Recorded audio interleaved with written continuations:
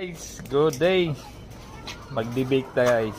This is how to debake layer chicken. So muna siyang ato ang debaker.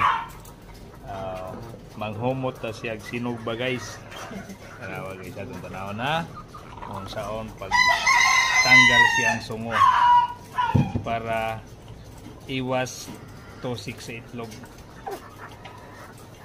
Careful lang kita guys, labi na kay about to lay eggs na ning mga manuka. So before gini sila mga itlog, kinahanglan kita mag-debake para dili mag-crack ang itlog kay may tendency gid sila nga mo tusik silang itlog. Okay.